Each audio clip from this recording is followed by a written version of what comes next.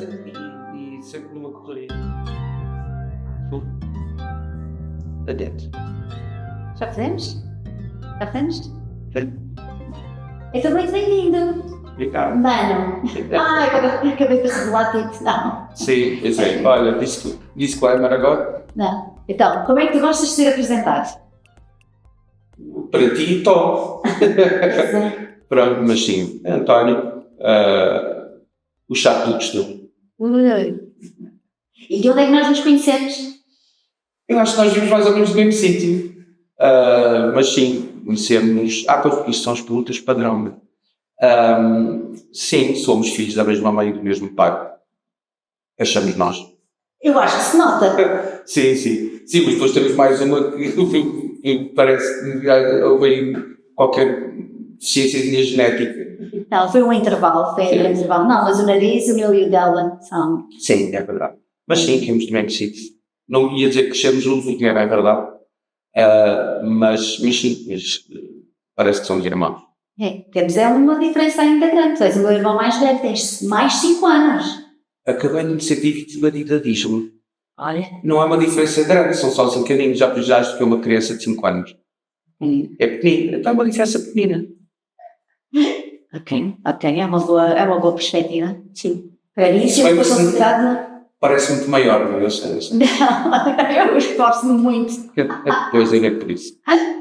Pois como é que tem, agora falamos de idadismo, como é que tem sido para ti, porque já atingiste os 60? Sim, o facto de implicar com a nossa mãe e dizer que ela já é muito um sexagenário.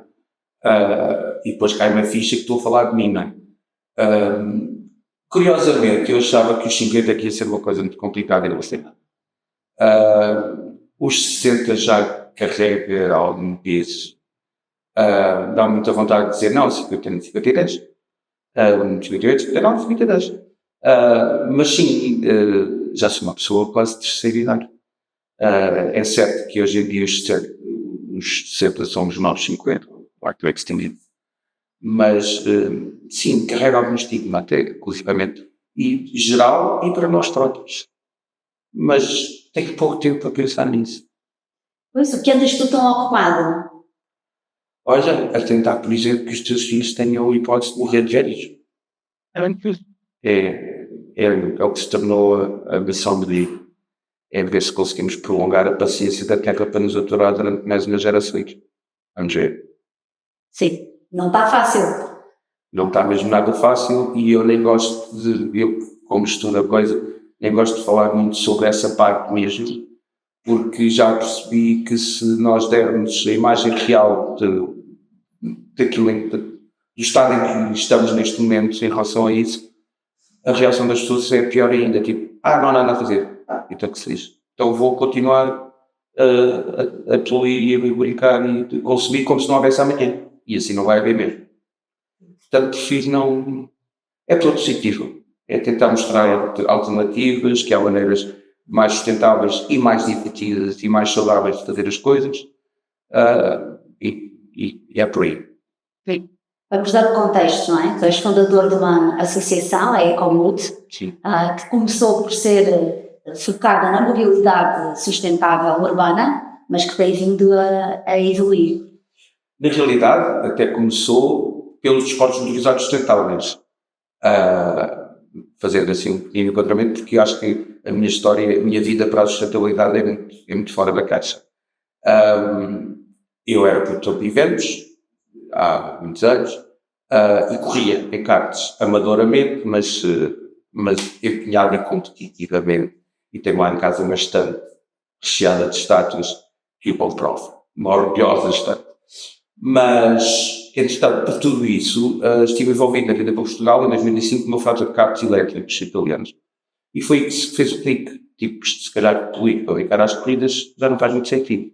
Eu era um troglodita com basicamente toda a gente da minha geração. Não tinha mínima preocupação com poupanças, nem com que eu estava mesmo para dizer que tinha ido daqui a Monte Gordo em 2 horas e 17 minutos e toda a cultura normal de uma pessoa que cresceu nos anos 60, 70. Mas ali realmente fez um clique e percebi que pelo menos para aquilo já havia alternativas, mais ou menos, naquela altura aqueles carros andavam tipo quarto de hora, 20 minutos, e depois carregavam durante 6 horas, portanto não era praticamente. E os carregadores eram também frigoríficos. Mas serviu para eu começar a olhar para estas questões de sustentabilidade. Passado pouco tempo, deixei de conseguir organizar a Corrida das Estrelas, que era um evento grande que fazia anualmente com cartas, só com gente conhecida e mídia e por aí fora, e que ajudava a alimentar o resto do ano, não em termos financeiros, porque era a gastar ali normalmente, mas em ano, digamos, de visibilidade e notoriedade. E depois, passado pouco tempo, em 2010, deixei de conseguir correr também, já eu disputou qualquer corrida, uma pega com alguém, e sim, já achei que há muito tempo, já desde 2005 que eu estava sentado na grelha de partida, que eu passei a enfiar a pensar, lá vais tu ir mais um bocadinho para brincar.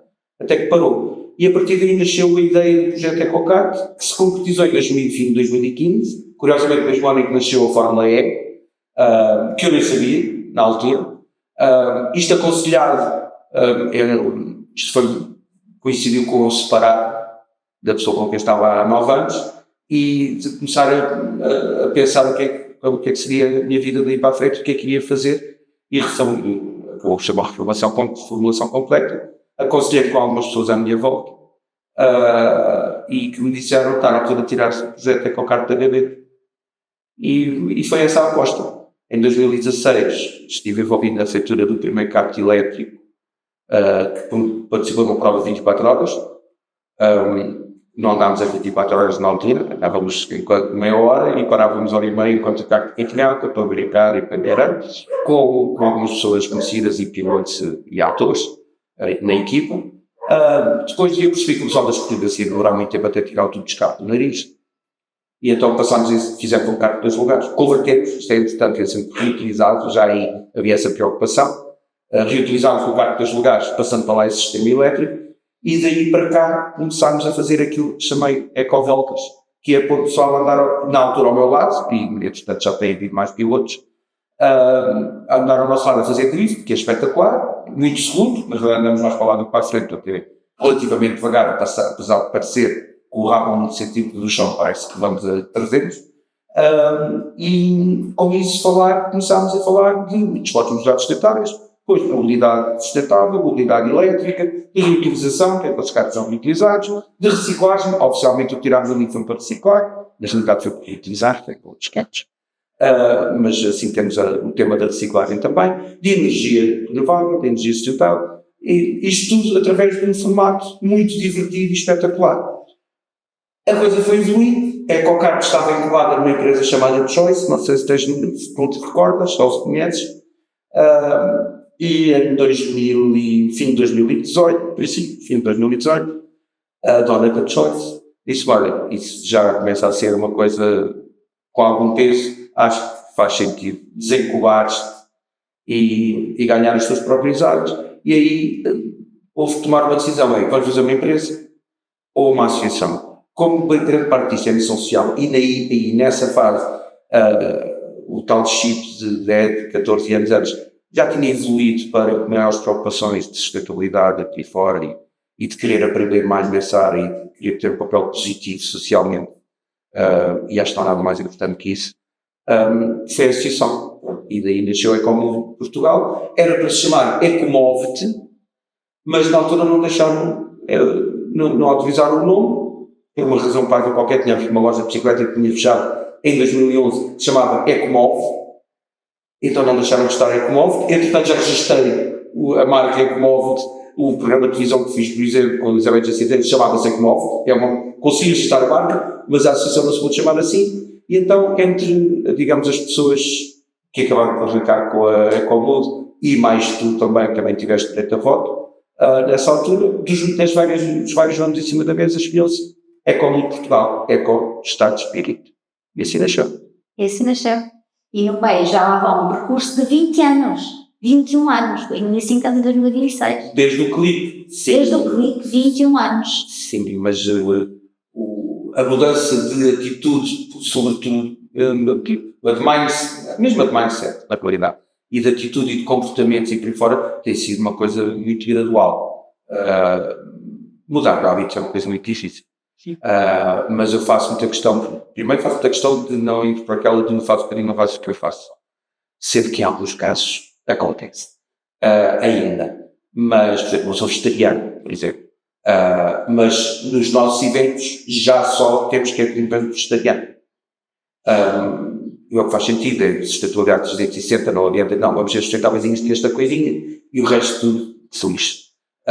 E portanto, mas sim, são 20 anos, 20 anos de evolução constante, algumas coisas com algum custo, outras com um resultado surpreendentemente de melhoria de qualidade de vida.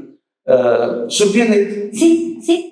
Às vezes nós estamos agarrados a hábitos e nem percebemos que se fizermos de forma diferente até é mais agradável. E tu queres contar alguns que tu agora já assumiste e que são tão agradáveis. Há alguns muito óbvios que é tipo poupar água ou, por exemplo, não, coisas tão simples como fechar a porcaria na torneira quando estamos a lavar os dentes. Eu lembro-me, quando era miúdo lá em casa, dizer-se que a casa não se poupa água. Porque estamos a falar, isto era dito pelas pessoas que eram tipo a segunda geração de se tomar bem todos os dias, de se ter água canalizada por aí fora. Portanto, cá em casa não se pôs para água, somos muito lavadinhos, deixa-me dizer. Isto é uma frase que hoje em dia até choca, não é? Mas eu venho daí, nós viemos daí. E, portanto, essas pequenas mudanças assim não custam nada. É só mesmo uma questão de mindset. O deixar de deitar retas para o chão não custa nada. É só mesmo uma mudança de mindset. Sendo que há pessoas que parece que isto custa muito e que resistem muito. Mas depois há outras, por exemplo, eu hoje em dia faço mais quilómetros de bicicleta do que de carro. O carro hoje em dia, que é o mesmo velhinho de há 20 e tal anos, já quase só sei, olha, se eu vim para aqui, porque isto é um bocado longe, não tinha que ter vindo de ontem, bicicletas. E a coisa não é para ser a sofrer. Eu sou o Eddie Merckx, não é para ser ciclista, a bicicleta é um meio de transporte. No meu caso, como já sou uma sectiva. É uma bicicleta elétrica e até que eu tenho neste momento ao serviço porque eu tenho este parceiro e tal, é quase uma moto aqui. É um bicicletão muito confortável e que para mim a maior parte das vezes os carros é que me atrapalham. Andam devagarinho e ainda bem, deixa-se estar a andar devagarinho. Mas eles é quando no trânsito eu quero passar bicicleta, sobretudo na minha zona, por dentro, sem ser na marginal, eu desloco mais depressa daqueles. Mas essa foi uma evolução que também foi gradual, neste caso demorou, era uma coisa vai 4, 5, 6 anos atrás, e que melhorou imenso a minha qualidade de vida. O passar a andar muito mais de bicicleta e de transportes públicos, o meu veículo hoje em dia é bicicleta no dia a dia. Depois vou para Lisboa, São Pedro de Estil, que é o meu visto, normalmente muitas vezes é bicicleta, comboio, e obviamente não posso ir para a estação de São Pedro, porque lá não tem maneira de chegar ao comboio com a bicicleta. Falta muita coisa em termos de infraestrutura. Mas vou a uma estação antes, uma estação depois, e aí é fácil. E depois em Lisboa, tiro a bicicleta do comboio e a mão em Lisboa. A menos que o método resolver que temos que levar a bicicleta, deixo-a em São Pedro, junto à estação, e chego a Lisboa, saio do comboio, desço as escadas por um metro e vou de metro. Isto melhorou imenso a minha qualidade de vida. Eu vou na marginal, no comboio, para lá da marginal, e vou a pensar, quantos daqueles burros estão ali parados atrás de mim dos outros, é que precisavam mesmo de estar naquele carro. Eu vou ouvir a paisagem, vou trabalhar, pego aqui o comboio, enquanto eles estão ali todos a rolar pragas à vida de estarem enfiados atrás uns dos outros. Alguns precisarão, o carro não vai desaparecer, não sou do partido anti-carro. Mas muitos é só pelo isso mesmo, e lá está, dificuldade de mudança de hábitos. E por isso eu gosto de dar este testemunho. Eu, desde que mudei esses hábitos, tenho muito melhor qualidade de vida. Sim, és um ótimo exemplo, não só de tornar-te consciente em relação a todas estas áreas, demoraste o teu tempo, eras completamente diferente antes do que te tornaste, até é perfeitamente possível alterar, adaptar e até ter gozo com isto. E até pelo exemplo, mostrar aos outros que é possível. Claro que não fazes só isso, não fazes só pelo exemplo, fazes muito também porque és um empenhado ativista desta área. Agora até tens mais 2 áreas que andas a desenvolver, não é? No Pacto Climático. Sim, isso é, na realidade, ser embaixador do Pacto Climático, embaixador de lei, é ser embaixador como se for como a influência de embaixador de uma marca, ok? Não sou diplomata. Mas, na realidade, eu não preciso fazer nada. Todos os anos, quando é para renovar eu só fui lá o que fiz enquanto Ecomood Portugal e está feito, acabou, não preciso fazer nada de particular. Mas, entretanto, agora mais recentemente, desde o ano passado, a Ecomood, pelo estardalhaço que faz, pelos vistos, fomos convidados para representar em Portugal a Climate Alliance, e sim, já uma instituição de algum peso, é uma rede europeia com mais de 2.000 cidades, cerca de 2.000 cidades, em 25 países, com mais de 35 anos, é a maior a nível de ação climática local do mundo, e sim, chafurdamos tanto, fazemos tanto barulho que eles acharam que nós éramos a entidade certa para os representar em Portugal, e neste momento, portanto, o nosso papel é tentar trazer mais municípios para a rede. Só quando nós entramos, quando nós ficámos para esta tarefa, digamos, era só Cascais de Guimarães, Cascais desde 2009, Guimarães desde 2018, e o nosso papel agora é tentar trazer mais e dar continuidade àquilo que já fizemos com muitos municípios na realidade, mas aqui abrir muito mais portas. Por exemplo, neste momento estamos a trabalhar em tentar encontrar mais 2 cidades na Europa, porque há muitos programas de financiamento que implicam ter mais do que um beneficiário de mais do que um país, portanto, para ver escalem, para as coisas não serem one-off, não sei. Neste momento, por exemplo, estamos a tentar arranjar mais, com a Climate Alliance, mais 2 cidades europeias que querem entrar no projeto com eles, a trabalhar. Por exemplo, esse na área de energia. E continuamos depois a fazer muita coisa de mobilidade, etc.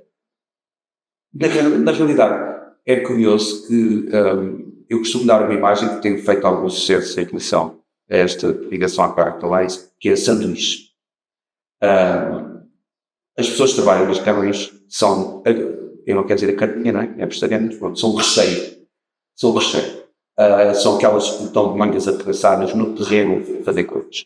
Depois, há redes como a Climate Alliance que dão a parte de cima, que é ajudam a estabelecer metas, objetivos, e abrem portas internacionais a nível de possibilidade, de oportunidades de financiamento e por aí fora. E depois é como é a parte que faz, porque nós temos as ferramentas para isso. Nós proporcionamos a essas pessoas as ferramentas para capacitação, por exemplo, deles e dos seus colegas municipais, e para sensibilização do público em geral. Estas ferramentas práticas em que a comuna pode trabalhar. Ou seja, as várias ideias, as várias atividades, as iniciativas que podem ser feitas para que eles cumpram a sua missão. Exatamente. Das áreas das câmaras e dos municípios que têm a área da sustentabilidade, a área de sensibilização da população, a área da mobilidade. Exatamente, é isso mesmo. Nós fomos criando, isto tem a ver com o devia de ser criativo e produtor de vivência e por aí fora, nós fomos criando formatos de eventos. Muitos deles que nasceram de uma necessidade, tirando as ecovoltas que me permite todos, era uma necessidade bem que eu quero continuar a brincar a isto. Então deixa cá ver como é que eu faço disto um formato que seja sensibilizador e eficaz, e daí nasce as ecovoltas. O resto tem sido quase por necessidades, assim, nós queríamos pessoas, municípios, por exemplo, até de empresas, eu queria ver se convencia as pessoas a mudarem a chave e tal. E veio uma ideia de um formato de atividade, normalmente, tentando que seja divertido, a não ser na sua. A diversão é uma ferramenta extremamente eficaz, porque conseguimos passar as mensagens subliminares muito mais facilmente. As pessoas estão a prestar-nos atenção, então até estamos a divertir, estamos a proporcionar-nos dimensão, e portanto isso torna-se extremamente eficaz. E a cada dia que passa, o ecossistema comum vai crescendo, não só com essas ferramentas, essas atividades nossas, mas com todos os parceiros que vamos ter à volta, que fazem coisas destas também, e que assim nós jamais conseguiríamos fazer tudo o que neste momento temos como oferta. É tudo feito através de parceiros, muitos deles também outras associações, facilitadores, pessoas com este espírito, mas que têm antes de emprego e que nas horas vagas deixam de ter realidade. É sempre isto. Não é propriamente um hobby, está-se uma missão. E portanto essas pessoas acabam por criar também formatos de eventos e workshops, sobretudo e por aí fora, que são muito eficazes e que nós aproveitamos e promovemos enquanto oferta nossa. É bom porque vocês interajudam-se a passar para o público tudo aquilo que pode ser feito para passar mensagens. E é melhor do que convidar as pessoas, venham a um seminário, venham a uma formação, Enquanto se venham divertir-se a saltar isto ou a experimentar um rato, as pessoas aderem muito mais rapidamente e depois quando reparam estão ali a dizer, olha, mas isto gasta zero de não sei o quê, aquilo poupa não sei quanto. E as pessoas estão a fazer a atividade enquanto aprendem as várias mensagens. Sim. E é interessante tu dizeres que agora já a nível internacional já nos chamam porque nós fazemos muito estardalhaço. E isso é outra coisa muito engraçada. Quando tu dizes estardalhaço, o que tu estás a querer dizer, estás a memorizar uma área importantíssima que é tudo aquilo que vocês fazem, que é para o mundo faz, vocês têm uma enorme capacidade para divulgar através dos meios mais recentes, que hoje em dia já não são tão recentes assim, que é através das redes sociais, através do marketing. Está para a reforma, que é o Facebook, não é? Pelos vistos. O Facebook só não vai para a reforma porque, como nós ainda estamos todos ativos, ele continua ali, porque se calhar até os donos, a Meta já teria acabado com ele, mas não pode, porque todos nós continuamos lá e nós vamos ter umas gerações muito ativas e vamos continuar ativos. Mas, por isso, vocês, apesar de serem mais velhos, vamos dizer assim, mais experientes, estão a utilizar muito bem todas as ferramentas e as capacidades de divulgação que são consideradas mais recentes. Sim, aliás, quer dizer, como nasce já nesse paradigma, não é? Aliás, a minha missão nasce já nesse paradigma. Já não foi mandar factos para as pessoas propriamente nem fazer sinais de fumo. Eu sei que, pronto, eu não é mais velho, eu sou jovem há mais tempo, mas na verdade já nasceu desse paradigma. Por exemplo, temos a ter que mudar agora alguma coisa, porque foi os números do Facebook. Nós em 2022 tivemos 2.600.000 atingidos, e se hoje, organicamente, isso hoje ou é pago e é com um grande desperdício de contactos, ou então não se chega lá. E, portanto, ainda não estamos a conseguir que o Instagram substitua os números do Facebook. Em muitos casos, estamos a atingir as mesmas pessoas de minhas maneiras, mas a repetição de contacto e, sobretudo, para a missão também funciona, também tem algum interesse. Mas sim, a questão é muito mais eficaz, obviamente, a sensibilização cara a cara, pessoal, e através da educação e por aí fora. Mas vale o que vale e consegue chegar às pessoas que estão ali. A ferramenta da comunicação é obviamente muito importante. Se é muito importante, até para uma Coca-Cola, que toda a gente já conhece e já sabe o que é que aquilo sabe, aquilo fora, eles continuam a investir milhões, os números de comunicação são, eu agora não me lembro, mas é preciso investir 5 vezes aquilo durante não sei quantos anos para conseguir ter 5% da cota de mercado deles. São muito exorbitantes. Mas, portanto, se até marcas dessas, sem ter necessidade de continuar a comunicar, que tem esta missão, obviamente, nós tentamos, mesmo naquilo que publicamos, e não é fácil, isso depois requer tempo e trabalho, mas tentamos até naquilo que publicamos, essa seria a ideia que passa também. Da diversão, do olha que giro, do olha tão simples que isto é, olha, tão felizes com estas pessoas que tiveram que fazer esta coisa, e sim, mas é nesse, já foi nesse paradigma. E hoje em dia tem que ser vídeo, não é? E tem que estar tudo a mexer. Uma das mudanças foi-me passar de filmar assim para filmar assim. Também foi recente. Eu gosto muito mais de filmar em cinema. Dá muito mais possibilidades, inclusivamente. É como estamos a filmar aqui, certo? Sim. Pronto. O ao alto apanha as coisas que não precisavas para nada e ver que tens mais dificuldade em apanhar aquilo que queres. Mas é um formato de agora nós não conseguimos continuar a filmar os dois formatos. Lá está, porque muitas das coisas, em muitas atividades, é a própria pessoa que está a dirigir a atividade que está a filmar também e que depois edita também. Há um one-man show que parecem 10. Eu também faço muita questão que pareça, porque senão todas as tantas é a tasca do top. E não é essa a imagem que eu quero passar de todo. Felizmente vai tendo cada vez mais pessoas à volta. Não exatamente as da EcoBlood, que essas têm mais que fazer, ajudam quando pode e pouco. Mas então temos os tais parceiros e uma pool de voluntários que tem que ser constantemente renovada. Quem trabalha, por exemplo, em empresa de eventos que tem produtores, que sabe o que é que eu estou a dizer, está constantemente a ter que se renovar, as pessoas têm o lifespan, o período em que as pessoas estão disponíveis para estas coisas é curtinho. Normalmente é continuação de por exemplo. Então, também estão sempre a formar os voluntários, não é? No fundo, em muitos casos, é um 2 em 1. porque eles estão a ajudar, nós trabalhamos com voluntariado pago. Curiosamente, se há pouco tempo a haver conclusão que não está previsto na lei, que é proibido, curiosamente, não quero saber, acho mal. Portanto, não, se quiser... Ou seja, voluntário implica sem pagamento zero. Ou até muitas vezes o voluntário ainda gasta dinheiro. Eles gastam valores para ir para a África a ajudar e por aí fora. Nós, como tem a preocupação da sustentabilidade ambiental e social, uma coisa entra na margem. Nós não estamos aqui para salvar a Terra. A Terra vai cá ficar muito tempo depois de se ver livre de nós. Mas é para todos. E, portanto, não queremos ninguém a gastar o seu tempo e os seus conhecimentos em buscar-os e por aí fora, a gastar dinheiro ou ser pago por isso. E, portanto, para nós aqui é uma verba de voluntariado, é uma agenda de custo, digamos, chegámos à conclusão que há as viventes a pagar menos, eles é que pagam mal. Mas sim, portanto,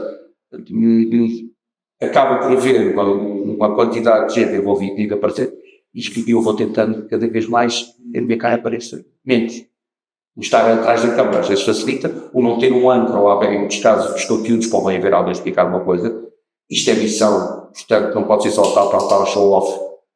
Isso passa por uma mensagem. Sempre cada vez mais vou fazendo conteúdos desses também. Ainda não estamos no TikTok. É verdade, nós estamos. É agora. É um anacronismo. Não há tempo. A página do LinkedIn foi aberta este ano só.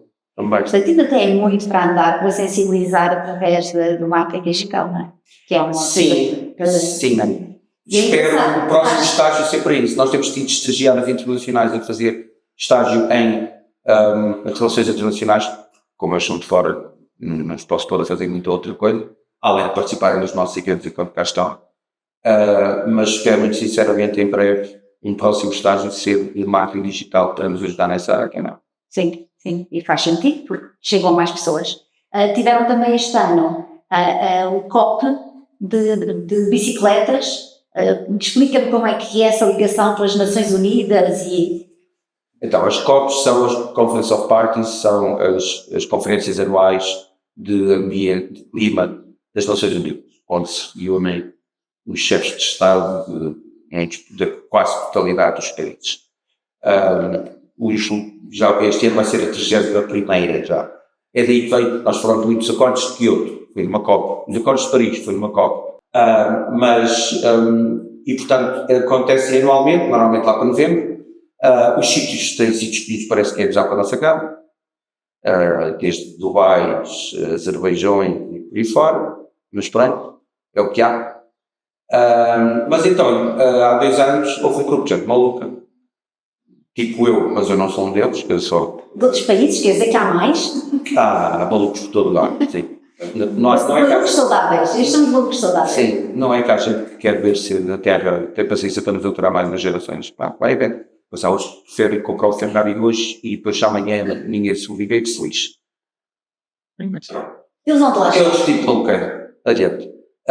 Eu acho que esta nossa é mais saudável. Mas então houve um gente que decidiu meter-se na bicicleta, a partir de França, e ir até ao Azerbaijão, onde foi COP29. E ia cruzar a data de cidades e o projeto foi nascendo pelo caminho.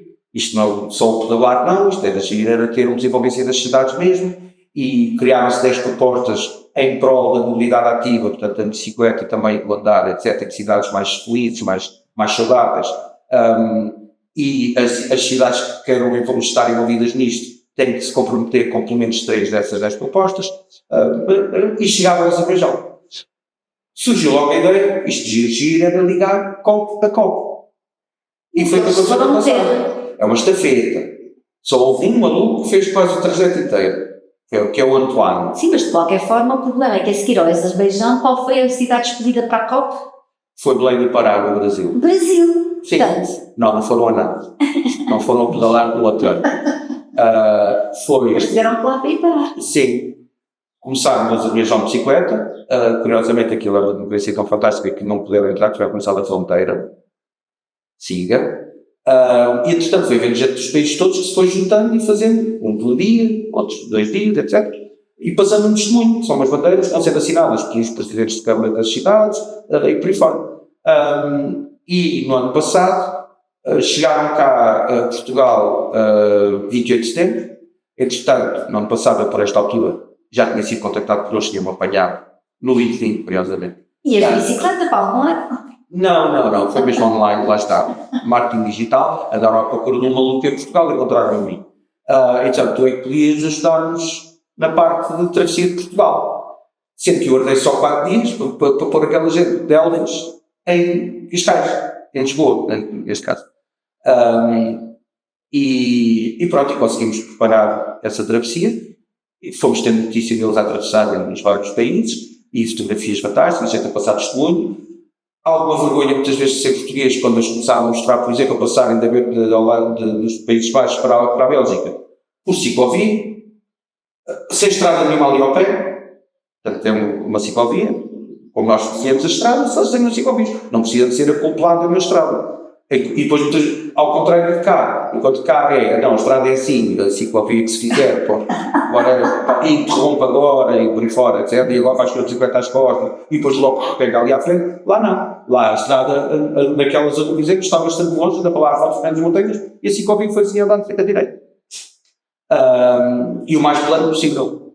Ainda agora vi. Ou seja, mesmo a pensar nos senhores de bicicleta. E desta semana foi inaugurada na Finlândia, ali em Helsinki, uma ponte com 1 km e tal, que é só ferrovia, quer dizer, tram elétricos, bicicleta individual. Não há cá carros. Inaugurada agora, do zero. E num país muito mais feio, portanto, é perfeitamente possível. Sim, mas nós cá temos um nível de utilização de bicicleta abaixo de 1%, eles lá andam nos 20 e tal. E na Dinamarca, se calhar, não. Mais ou menos também, nesses países assim, que é pronto, que tem muito calor e que são solarengas e tal, o nível de utilização de bicicleta é altíssimo. Tem a ver com gerações políticas. Eles começaram logo a seguir, eles tiveram que reconstruir, não é? Nós estivemos fora da Segunda Guerra Mundial, portanto não tivemos que reconstruir, eles tiveram. E na altura começou-se logo a reconstruir, em muitos casos começou-se logo a reconstruir bem. Noutros não, por exemplo, nós temos aquela coisa de Amsterdão. Vimos fotografias dos anos 70 de Amsterdão, é 30 mil vezes pior do que Lisboa agora. Não era dos anos 70, tínhamos ainda poucos carros. Era pior do que Lisboa agora. E em 20 anos, nos anos 90, aquilo já era outro paradigma completamente. Deixa-me não haver trânsito, basicamente. Hoje em dia, em muitos casos, esse trânsito, bicicletas. Sim. Eu, quando estive em Amsterdão, há 15 anos atrás, achei muito curioso. O parque de estacionamento em frente à estação de comboios, já mais lotado era para bicicletas. Daquelas pasteleiras, e eu dizia, mas como é que as pessoas sabem onde é que deixar os itens? Senão, as pessoas só sabem grifar, deixam uma, quando voltarem, apanham outra. Eles têm a sua BTT, XPT ou para quando vão fazer exercício ou passear, seja o que for. Aqui, isto é um meio de transporte, acabou. Já era maior, jamais. Entretanto, há 3 ou 4 anos atrás, vi imagens daquele parque de estacionamento, a área de estacionamento para o automóvel já tinha sido reduzidíssima. Desde há 2 anos, não só é exclusivamente, só tens touch-and-go, ou seja, só tens sítio para parar o carro para largar alguém e vais-te embora, não há ali carros, como tiveram que construir um silo, neste caso não um silo alto, um silo baixo. Portanto, além daquele estacionamento de bicicletas, tiveram que construir um silo ao lado da estação para o resto das bicicletas. E esse assim, todos XPTO. Temos muito ainda para andar, mas, por exemplo, acho que abriu agora ali uma notícia de que já há uma forma de ir de norte a sul de bicicleta em Portugal. Sim, temos uma parte do Eurovelo para passear, não está mal. A questão é que nós queremos a bicicleta como meio de transporte, e isso é outra coisa. Esse circuito do Eurovelo é muito giro, lá está, para quem vai fazer turismo, é muito interessante. Tem alguns sítios complicados, porque lá está, quando estamos num sítio onde está prioridade a estrada e o automóvel, a bicicleta ou se integra aí ou não, ou ao ponto final, mas sim, mas é para turismo é giro, mas nós precisamos muito mais de turismo. E nessa questão a bicicleta, sobretudo, a palavra-chave é integração, nós precisamos de mobilidade integrada. A única maneira de reduzirmos esta ditadura para o automóvel, que em muitos casos é por necessidade, há que o admitir, mas é por necessidade porque não há boa infraestrutura ciclável e não há boa resposta de transporte coletivo. E sem isso, o carro em muitos casos continua a ser a menos má solução. Em termos práticos. É esse paradigma que tem que mudar. Temos que ter muito melhores transportes coletivos. Nós hoje em dia temos meio fundo terço ferrovia do que tínhamos no início da tarefa. Tínhamos 3.500 km, agora temos 2.600. Isto é absolutamente idiota. Perdeu-se muito. Apostou-se nas estradas, apostou-se nos automóveis, e aquilo em que se aposta é o que se vê. Agora é preciso fazer uma aposta completamente diferente para ser uma coisa diferente. É preciso fazer uma aposta, sobretudo, em elegermos quem tenha esse mindset. Não é fácil, porque eu não estou a falar de termos políticos, eu estou a falar mesmo a nível de sustentabilidade. Porque, neste momento, continuamos a ter um poder gente da minha idade. Eu sei o esforço que eu tive de fazer para evoluir isto. Há muitas pessoas, quem esteve nas joquinhas e etc e tal, nunca teve este mindset, nunca teve a necessidade de ter esta evolução. Tem estado sempre preocupado com outras coisas. Com as géneras políticas de 4 anos, que é o tipo dos nossos problemas, que são muito curtinhas, não dá para quem vier a seguir que fecha a porta. Eu vou agora fazer coisas impopulares. É impensável. Ou que não vou ver o fim delas, ou o resultado delas. Isso tinha que se mudar mesmo a área política, uma área onde tu tens também uma opinião muito específica. Não, eu acho que vim parar a sustentabilidade exatamente porque eu veio por 2015. O meu empenho político, a frase que mais vezes me vinha à cabeça, que eu ainda bem de terrorista. Ainda bem que foste para essa Foi, exatamente, deixa lá acalmar isto a notes, não é? Acalmar isto um bocadinho. E então fui para algo em que eu achei que conseguia realmente fazer diferença. E é por aí. Portanto, eu não tenho convicções políticas a nível de ideologia política e muito menos de partido. Acho que isso nós não vemos lá no Brasil, vemos uma partidocracia. Os partidos criaram uma ditadura de partidos. Eu acho que nós tínhamos tudo a ganhar em sermos muito mais ativos civicamente, mais referentes, mais comissões de moradores, mais associações socioprofissionais, mais sindicatos, e termos voz aí. Tínhamos tudo a ganhar do que este comunismo, e depois acaba por ter também a ver com o resto. Depois já lá vou desde 4 em 4 anos, meter um pontelinho, acabou-se, está afetar a minha cidadania, agora eles trabalham que é para isto que eles pagam. Não. Está mesmo como funciona assim. Temos que mudar temos que nos incomodar um bocadinho para conseguir ter melhores resultados para nós. Sim, tinha que andar muito mais em movimento. Sim, no dia a dia. E ver-se em comunidades em que isso acontece, conseguem resultados muito melhores. Eu gosto ideologicamente do sistema de democracia direta. Não na totalidade. Obviamente não podemos ir a referir cada vez que compraram limpos. E não é disso que estamos a falar. Mas eu preferia de longe estar a votar nas políticas do que nos políticos. Porque os políticos, para serem reeleitos, obviamente, têm que fazer muitas concessões e têm que dizer muito aquilo que se gosta, que é popular naquele momento. E depois, lá está, com agendas tão curtas, por muito que sejam bem intencionadas, dificilmente chegam àquilo que é preciso mesmo ser feito. Portanto, eu preferia ter um primeiro-ministro que fosse funcionário público de carreira, de médico, que nós conhecemos, ter um parlamento que fosse tipo um Senado, de gente para nos aconselhar, onde muitos dos políticos que têm cá passado faziam todo o sentido lá estarem, mas depois eu quero que eles me aconselhem, mas depois quero votar naquilo que eu acho que deve ser feito. Não naquilo que me disseram durante 6 meses, eu votar neles e depois não fazer o contrário. Sim, depois não têm capacidade nem espaço para fazer isso assim. Já estavam a dizer que eles tiveram basicamente só trabalhos, mas eu nem quero ir por aí. Eu costumo dar o exemplo que esse já também para a esquerda. Eu não gosto daquele sistema, mas o certo é que tem vantagens. Eles têm agendas a 25, a 50 e a 100 anos. E é por isso que eles vão passar a fazer tudo. Nós, claro, temos que ser reeleitos de 4 em 4, temos agendas muito curtinhas. Aquilo que precisa de ser feito fica por fazer, salvo raras e honrosas exceções. Eu costumo dar o exemplo de Paris. O Presidente da Câmara, Hidalgo, ele já tem mandatos de 7 anos. Já ajuda. Em limitação de mandatos de 2. Mas os serem de 7 anos já ajuda. Portanto, acabam por ter, nós cá temos uma limitação de 3 mandatos de 4, são 12. Mas lá são 2 de 7. É um bocadinho mais. No primeiro ano logo, do primeiro mandato dela, ela começou a fazer coisas absolutamente impopulares. Como, por exemplo, largar a prestar nas bicicletas, reduzir carros, reduzir lugares de estacionamento. Teve manifestações da rua, os franceses não são como nós. Teve manifestações da rua de andarem a partir tudo. Comerciantes, inclusive, vão vamos o comércio e por aí fora. Foi eleita, passado 6 anos, por essas pessoas. Porque perceberam que aquilo funciona. A cidade tornou-se muito mais orgânica. Na altura ainda era uma coisa pouco. Este ano o plano é fechar 500 ruas. 500. Não é meia dúzia. Ao trânsito automóvel. Ao trânsito automóvel de atravessamento. Não quer dizer que o carro não possa lá ir buscar alguém ou descarregar, ou seja o que for. Agora, de atravessamento, show que não. Criou-se uma cidade muito mais orgânica, baixo, a qualidade do ar aumentou mais de 50%, já. E foi reeleito, com medidas que não dizem que foram extremamente impopulares. E depois esta terceira pessoas exigindo, então já fizeram ali, não fazem o meu bairro, porquê? Sim. Às vezes é nem preciso ver para crer.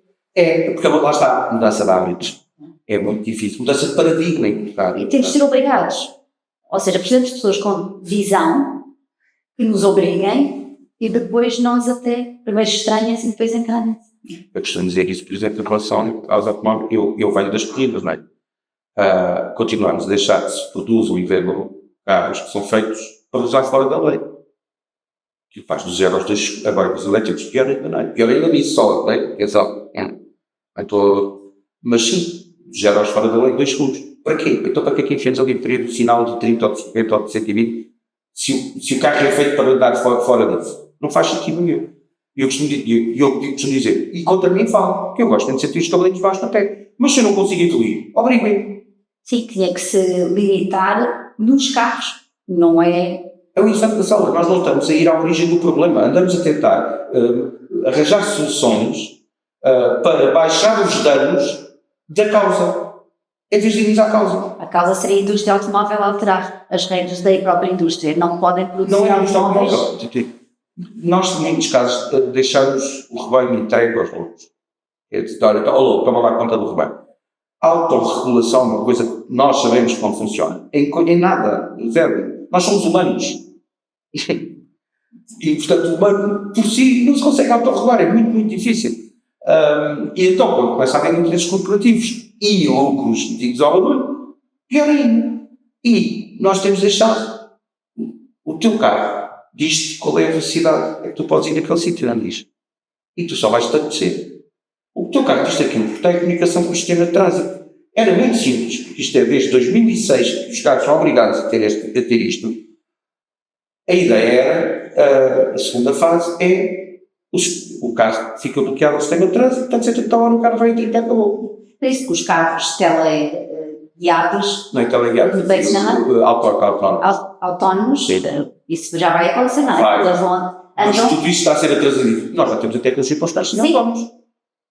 Na Europa passámos recentemente do nível 1 para o nível 2. Autónomo é do nível 5. Não deixamos passar daí. Porquê? Posso dizer, as seguradoras, por exemplo, já estão pensando no seu próximo nível de negócio. Sabem que vai deixar de haver acidentes. Sim. Porque a partir do momento em que estejam os sistemas de trânsito a controlar os veículos, deixa de haver acidentes. O nosso problema é que o fator de risco é o humano. É a pessoa que vai agarrada ali à bocha. Claro. E que ainda por cima, desde pequenino, que quer ser o Fittipaldi ou o Luís Arnold ou por aí fora. Ou o Sebastião Loeb. Mas eu acho que as novas gerações já começam a ter outros entendimentos, não são tão permeáveis a isso. Bem, há de tudo. Pronto, há de tudo. Dentro das novas gerações há um bocadinho de tudo. Mas então, conta o teu arranque, disseste eu vim das corridas. O que é que te levou? Como é que começaste nas corridas? Vamos falar do século passado. Podemos agora falar do século passado? Sim, século passado. Eu vim das corridas, desde cedo se percebeu que eu tinha unhas para a coisa. Depois faltava era tempo. E portanto não tive uma carreira de piloto, por isso não fui capacidade que tive. Mas as oportunidades que tive de testar mostraram que eu tinha, que era para a coisa. Comecei a me cedo também. Venho dessa ideologia, o meu ídolo pequenino era o Francisco Romãozinho, que era um piloto português que corria num Citroën DS, que era igual ao que tínhamos lá em casa. E é daí que veio a origem da coisa. Dos rallies. Primeiro dos rallies, exatamente. Só já aos 30 é que finalmente comecei a conhecer. De vez em quando fazer uma corridinha de kart, ou experimentar, andar de kart, etc. Só já nos 30 é que comecei a correr, a agarrar a mim ao fim de semana e correr. Só já aos 40 é que comecei a fazer isso de uma forma mais sistematizada, inclusivamente, e com o espírito, por exemplo, na altura vi na Alta de Lisboa, está a chover. Ou sábado de manhã, está a chover. A outra está a dormir até à hora do almoço. Ótimo. Capacete, de facto, vamos lá para baixo para a pista de Odivelas treinar à chuva. Não. E depois basta saber porque ganhava as corridas todas à chuva.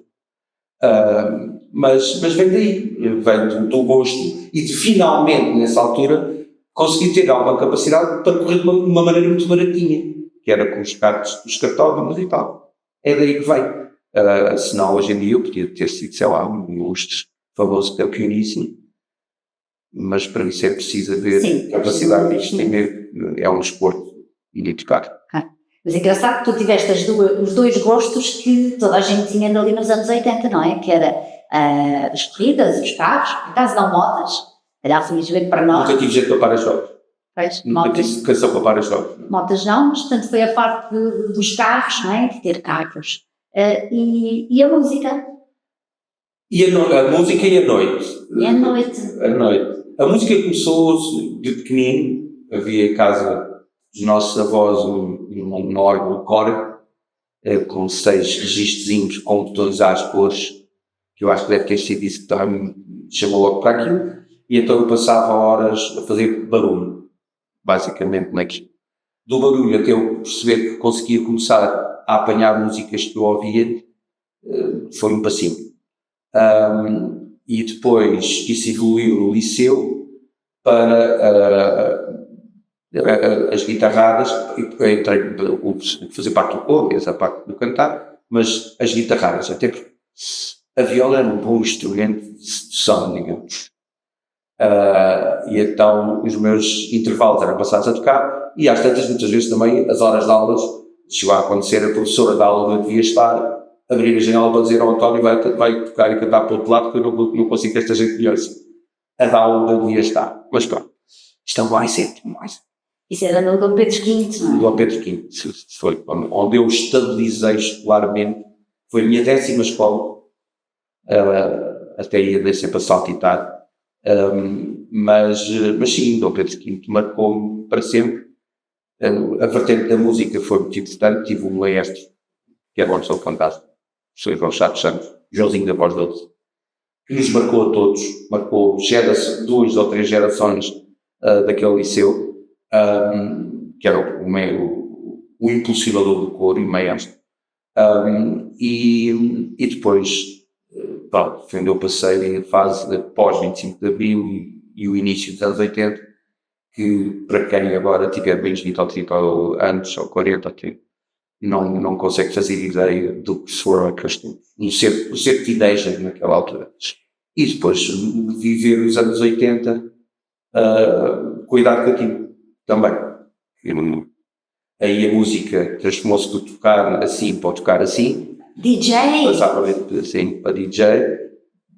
De uma forma absolutamente incauta. Eu não consigo lembrar como é que... Nós tínhamos um primo que era DJ e, portanto, as minhas primeiras frequências de discoteca em Lisboa e tal eram... foi conhecer DJs, outros DJs, até de facto. E por aí terá vindo convite, alguém terá dito aos donos do Pronto Não que, olha, aquele puto, nem lembro quem, não faço ideia, não sei mesmo. Eu comecei primeiro no Algarve, numa discoteca do nosso tio, que achou que simplesmente no mês de agosto ia largar este puto de 16 anos ali a meter música e está a dar. Chamava-se Casbah, depois foi o Banana Paula do Algarve, Paulo de Lobo. É mesmo daquelas coisas, olha, está ali, tive que aprender tudo a trabalhar, com casas cheias à frente, vá lá que nessa, aí eu punha música meia hora, a banda tocava meia hora, uma banda não estava, por exemplo, o Dani Silva, e curiosamente, depois lançou o Branco Velho, Tinta e Japi, e saiu dessa banda, portanto fui fazer uma carreira a solo, mas, e depois vim para Lisboa, que eu estava a estudar no Alquimito, não é? Tinham inventado, conheci nas horas vagas, tinham inventado, entretanto, o 12º ano, para substituir o próprio Pietro que tinha substituído o Excelência que era lá seguinte. Entretanto, criámos escolaridade obrigatória, que não tínhamos capacidade de resposta no superior das universidades, para aquela gente toda, para aquela formada toda a gente estava a ser conhecida, e para lá inventaram o 12º ano também. Eu ainda comecei o 12º ano e foi quando me convidaram aqui para o Grande Anal e ganhar o mesmo que a nossa mãe, a meter música e na noite e macacada, ou aulas às 9 da manhã, para uma coisa que não servia para nada, porque lá altura ninguém punha no currículo no 12º ano. O 12º foi criado quando eu estava no 11º. Aquilo não servia para nada. 10 anos depois, finalmente começaram as pessoas a pôr o 12º ano no currículo. Naquela altura era enquanto estava à espera da faculdade, de ir para a faculdade, se conseguisse entrar. Pronto, não. Foi noite, mais e pronto, e foi assim. Mas não fizeste propriamente carreira de DJ, até porque depois foste chamado para... Não fui chamado, fui voluntário. A vida é aquilo que nos vai acontecendo e quando nós fazemos planos para ela. Né? Aliás, eu nunca fui fazer planos, não eu. Portanto, eu, e nessa altura então estava mesmo viver diário. Estava no plano anal, mas eu continuava a viver, aliás, voltei a viver em casa da nossa avó, que na altura tinha acabado de dizer à nossa avó, olha, vai lá para o sítio, costumas ficar até às 4 da manhã e vai ver isto. E ela estava numa de recomeçar a sua vida e foi para a Alemanha e por aí fora. E tinha lá um puto maluco em casa, que é que eu falo? Que me tinha herdado outra vez, eu tinha sido lá aos 15 para ir para a casa da mãe, finalmente viver com vocês, e aos 18, voltei para lá. E a filha foi trabalhar para o Porto, e estava no Porto também, e agora é este. Então, Estás a atrapalhar a vida da nossa avó, que ainda era jovem. Era um bocado. Não, queria começar a e não é só essa questão. vida. Isto jovem não é decisão para ninguém. O namorado da nossa tia tinha acabado de entrar para a Força Aérea, então em 83, para ir fazer o curso de controlador aéreo, como voluntário. E então aí a pressão tornou-se gigantesca. E eu não me lembro, eu sinceramente, na altura, não me lembro se saí do Prodanal e foi por isso que tomei essa decisão. Não me lembro. Sei que quando dei para mim, tinha Monte Estado e a março de 84 entrei para a Força Aérea para fazer 3 anos em vez de 2, obrigatório na altura de 2, e foi para fazer 3. E acabei de fazer 4. Porque, como me portei muito bem no curso, fiz a recruta, depois fiz o curso de Advanced American English Course, foi o primeiro, que eles fizeram, porque chegavam na conclusão que não estava a ensinar inglês a gente que depois tinha que ir trabalhar em inglês, que é a língua oficial de controle de tráfego aéreo. Portanto, fiz 10 vezes curso, 4 de inglês, 6 de controle aéreo, e depois, como portei muito bem, consegui escolher a única vaga que havia no comando operacional de Monsanto, em vez de ir para uma torre com uma base qualquer. Ora, o trabalho ali era um turno de 24 horas, 4 e 4 dias. Portanto, estava lá um dia, 3. E foi quando voltei para a música, na altura fui para ainda durante o curso, voltei para o Prodanal. Portanto, eu tive que trocar, eu fazia de cada dia, tive que trocar porque o cabo dia podia virar ao fim de semana, então tive que trocar para fazer reforço como se fosse soldado, para sair lá sexta-feira à tarde, tinha música sexta à tarde, sexta à noite, sábado à tarde e à noite, domingo à tarde e à noite, ia à AIS, ao Escritório de Seguros da nossa família, que era o meu lá, fardar-me para meter no comboio e ir para lá. E passava o dia de segunda-feira na outra, o meu colega do lado a dar tudo lógico. Ou alguns capitães, nossos instrutores que iam falar, passavam comigo, faziam-se mais altos que eu com os olhos. Eu sabia que aqui passava o fim de semana a trabalhar. Depois, quando vim para o plano operacional da Força Aérea, fui parar à Calabrosa de Alvalade, também outra casa mítica de Lisboa, e assim só estava a fazer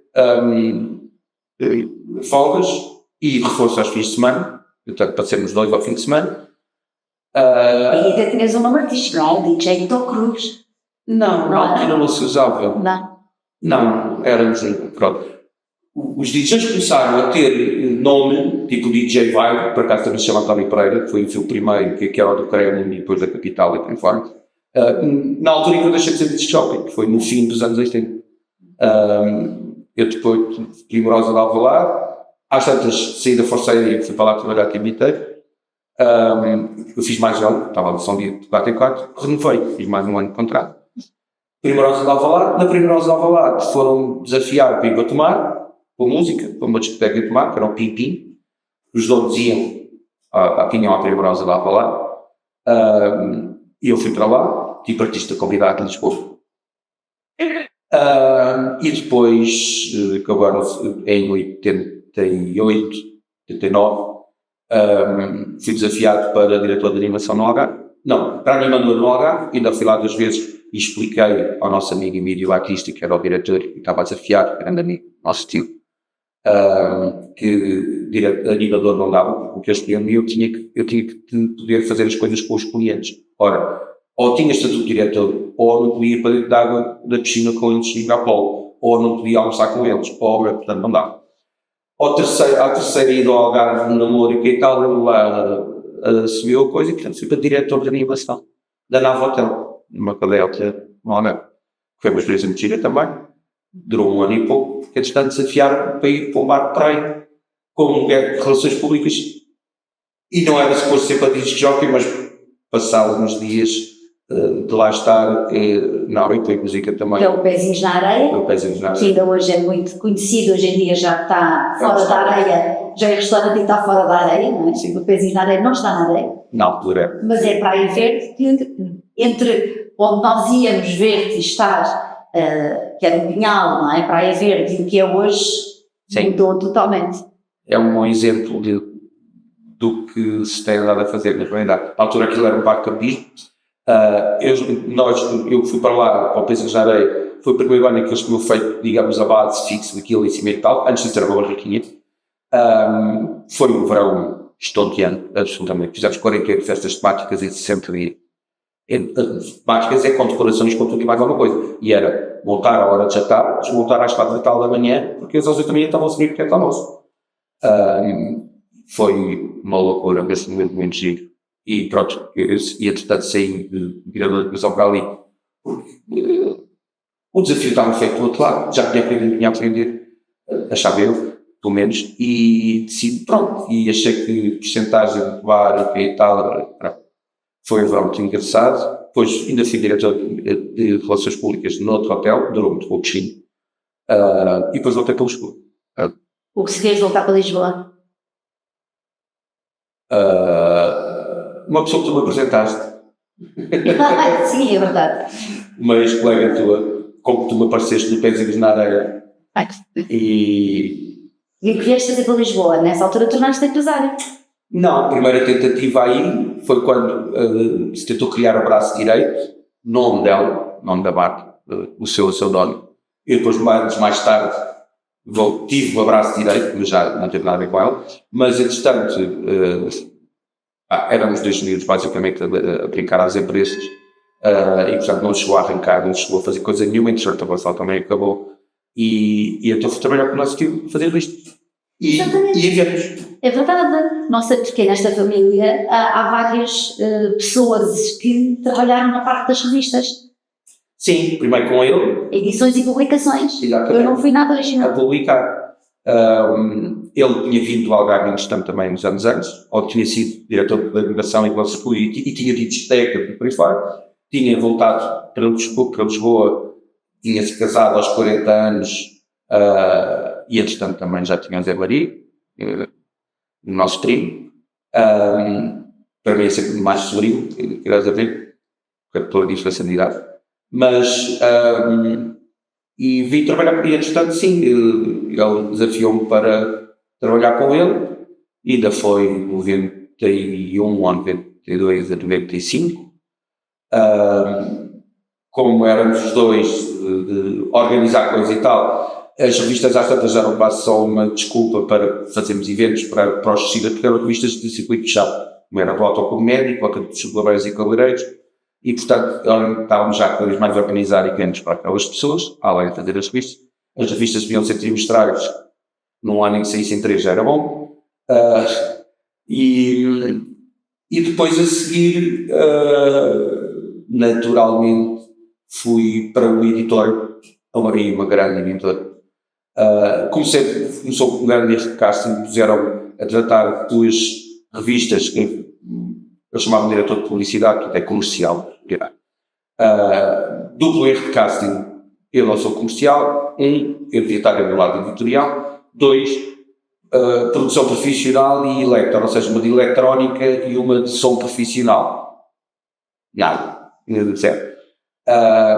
Depois passaram para a vantagem com a Rotas e Destinos, a concorrer com a Volta ao Mundo, e no princípio ainda pensou eu ir para aí, mas teve uma opção durante 6 meses que foi para lá.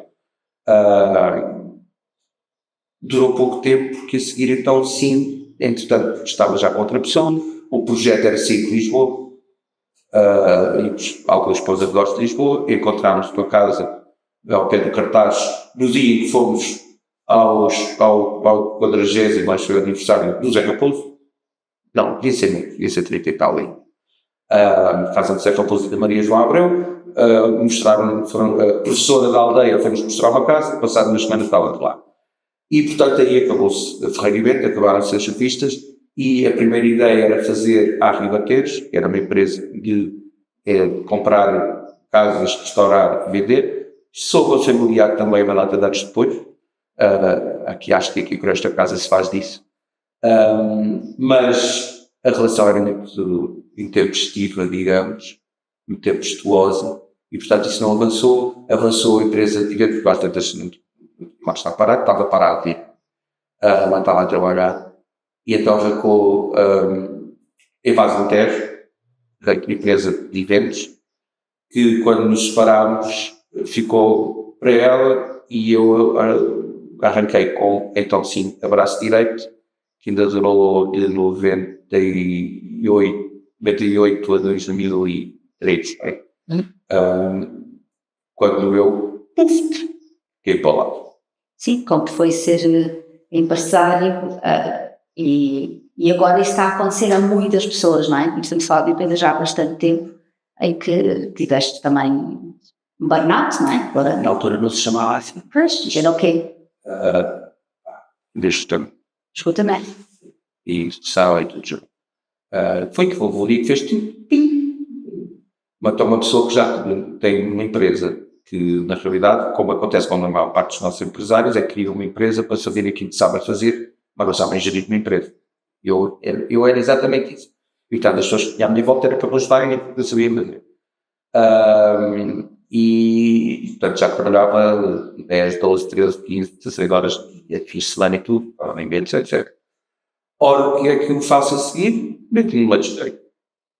Põe-me uma discoteca ao colo. Eu fui ter uma reunião a dizer o Whisper, que era a discoteca onde eu ia desde muito jovenzinho, desde miúdo quase.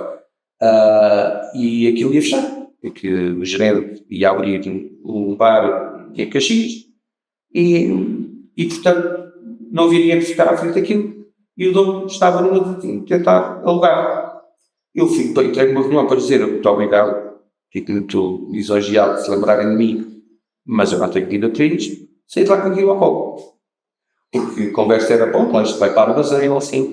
E eu sou eu que vou fechar, a culpa de fechar isso depois vai ser mim. Não é, mas pá. Acabou por ser a mesma. Acabei o Whistlas e o Whistlas comigo. Em 4 meses ou 5. Ao mês. Foi quando eu fui para lá, tudo junto, anos e anos e anos, a puxar ao limite e dormir quase nada, em stresses desgraçados e por aí fora. Mais um ano que financeiramente, depois do ano que me correu muito bem, esse estava a correr muito mal. O terem criado, por exemplo, o pagamento de conta ajudou, era tudo baseado nas contas do ano anterior, portanto, muito mal. Uma relação a acabar, tudo junto, e houve um dia que, por isso, simplesmente se fez limpo. 10 anos depois, finalmente lembrei-me onde é que estive durante 6 anos. Nem me lembro. Por acaso passei lá e, enfim, apagou. E depois foi um processo vagaroso para começar. Sim, isso é que as pessoas às vezes não se apercebem, é que não só se leva ao limite, como depois o após é muito complicado e demora muito tempo até recuperar, não é? Sim. Eu comecei na primeira semana ou coisa assim, o meu telefone tocava e que o meu ataque de histeria ia iniciar na cama. Mas com o ataque de histeria mesmo. A pessoa que estava comigo durou uma semana e ligou para a também a dizer assim, não sei o que havia de fazer e foi-se embora. E psiquiatra, lá um psiquiatra, basicamente o que me fez foi pôr-me zero. Sim. Eu tive ali 2 meses que se viessem dizer, olha, houve um terremoto por conta da família toda, assim. E fez-me clarinho. Estava completo. Até o dia em que, no meio daquele computador de coisas que ele me deu, falhei o hipnótico, que era o que desenhava o ansiolítico, o antidepressivo e não sei o quê. E aí eu percebi isto à noite estava e parei tudo, sem desmame. Foi horrível. Foram 2 semaninhas que até eu levantar era meio caminho andado para aqui para o lado, de alturas e quê, mal. Mas parou. E depois foi a pulso, basicamente. Até porque lá está, também vimos aquele estigma de não, felizmente eu tivesse consciência disso cedo, mas ao psicólogo uns pouquinhos. Sim, ou seja, fazer isso tudo sem acompanhamento. Sim. Felizmente, hoje em dia, eu sinto que já a terapia, os apoios, acho que é uma conversa mais e mais para mulheres do que para homens. E também há um estigma de... Sim, macho no meio, então, era a parte fraca. Já não há muito isso, mas na minha idade e da minha idade para cima, sim, continua a ser. E eu acho que, infelizmente, há bocado tu estavas a falar das novas gerações, eu acho que neste momento, na geração dos teus filhos, por exemplo, estão a conviver a melhor e a pior de sempre. A melhor e a pior geração de sempre de humanos. A mais bem preparada, a mais com quem isto já nem conseguimos medir. Inclusive já não temos ferramentas para medir que é isso, muita dessa gente. Vindos de pais que tiveram consciência e tal, é gente bem preparada e com humanismo e por aí fora, a conviver com os mais embrutecidos. E atenção que é só uma questão social. Não tem a ver com a capacidade financeira. Tem a ver com o meio envolvente mesmo. E esse meio envolvente é embrutecido, há tanto na barraca como no restelo. E agora o não ler. A escola está desfasada em relação, acho que são a realidade de estímulos cognitivos, ou não cognitivos, estímulos que eles têm. Não temos muita noção de todo o risco que estamos a correr. Eu lido muito com as escolas, gosto muito. Eu costumo dizer que é um 3 em 1. Sobretudo os mais novinhos. Estamos a ajudar mentes ainda vígeis de maus hábitos a começar a fazer as coisas bem lindas. 2, estamos a pôr os falantes lá em casa. Eu tentar mudar os hábitos dos paizinhos, dos avós, é muito difícil. Os miúdos conseguem. E isso com a separação, que é aquilo que chamamos de reciclagem. Reciclagem fazem os centros de reciclagem. A separação de resíduos. Resultou em 10 anos, aquilo nas escolas teve uma evolução fantástica. E depois o 3 em 1 ainda fica capacitado ali a fazer um ativista. Mas eu gosto de lidar com as escolas e lido muito, sobretudo no superior, no secundário e no superior. Mais cedo é mais difícil perceber essa diferença. E ainda estão moldáveis, digamos. Quando já estão mais seguros de si, mais espelho da sua cultura, eu vejo muito essas duas realidades mesmo. E não sei como é. E os outros estão a ganhar. Os envelhecidos estão a ganhar. São mais e estão a ganhar.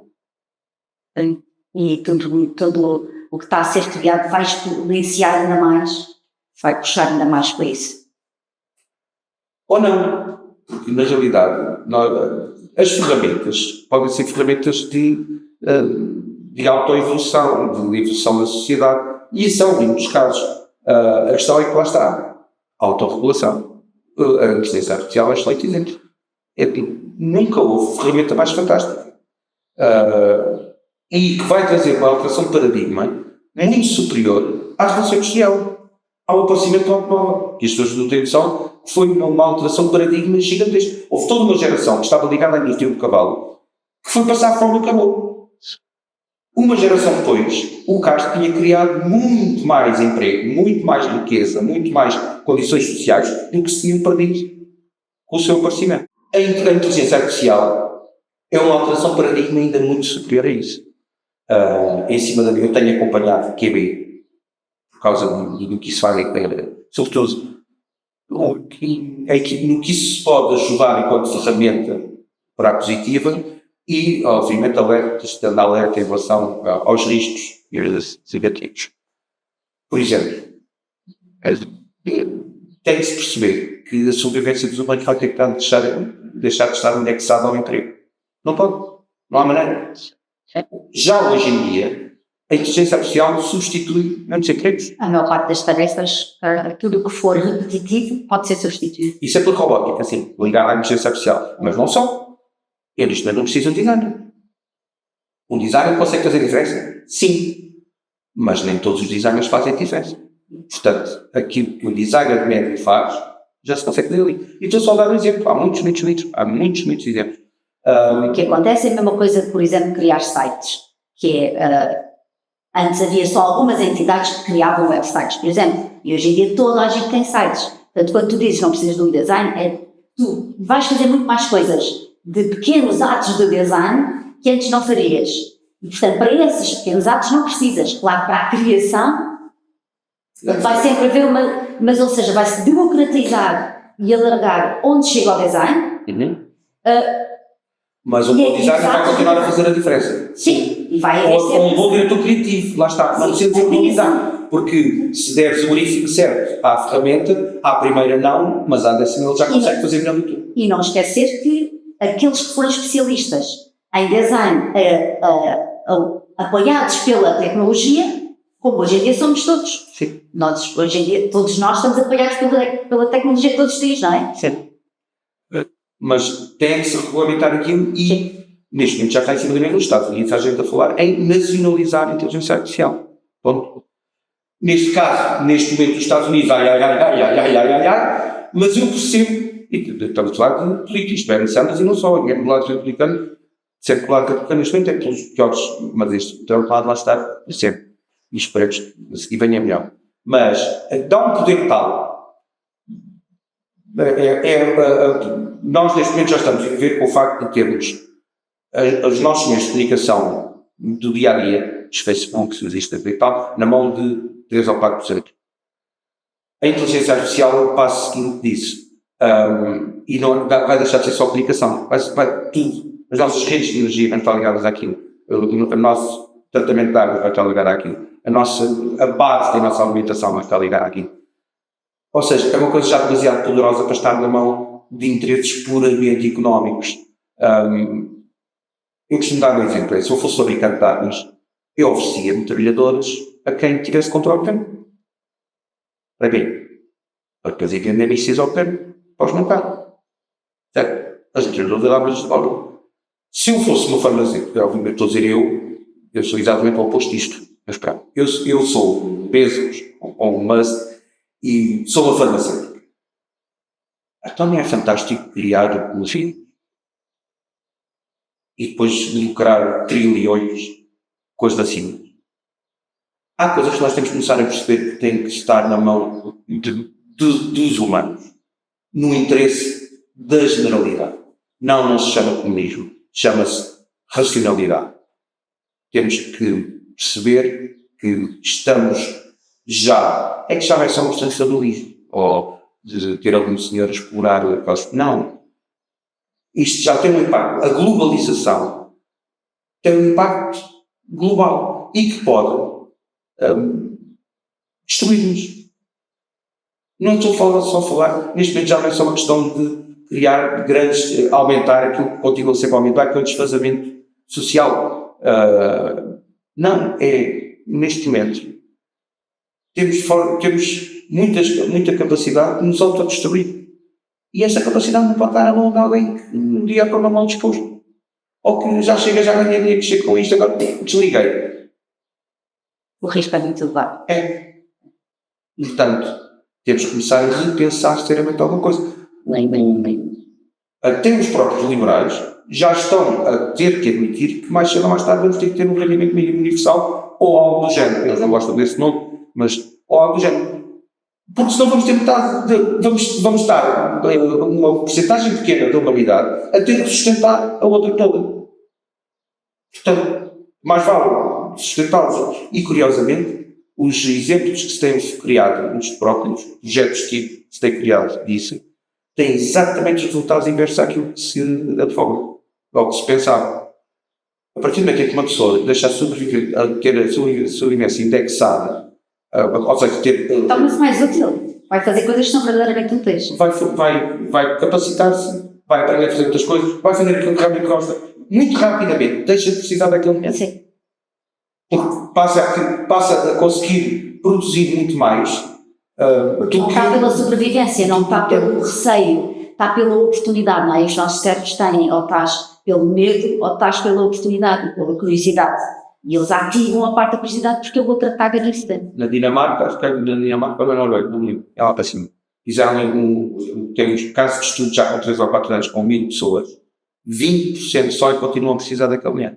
Todos continuam a ganhar. Sim, tem direito. Exatamente. Só 20%, os outros 80% estão muito melhor financeiramente do que estavam quando tinham um emprego, quando estavam indexados no emprego. Ou da perspectiva que iriam ser. É muito chegar. Ora, agora estamos a falar de futuro e de coisas boas e então já estamos aqui a ativar a área das oportunidades e por isso pode te perguntar se tu só tiveres uma escolha, qual é a tua escolha? É livre, é em formato livre. É continuar esperando que consiga, com mais ajuda, com menos stress, até que precisamente a ser I'm too old for this crap, para este ritmo. Mas a minha escolha é continuar a evoluir pessoalmente. Ainda tenho muito para mim. E não estou a falar da parte do objetivo, esse aqui cá. Estou a falar em termos de hábitos. Mas continuar neste meu caminho de melhoramento pessoal, mas sobretudo de conseguir mais e melhor daquilo que eu decidi que é a minha missão, enquanto cá estiver. E eu espero estar cá para assistir à missão a crescer. Muito obrigada. Obrigado, muito giros. Lá tive a falar com eles. Isto é, isso é muita coisa.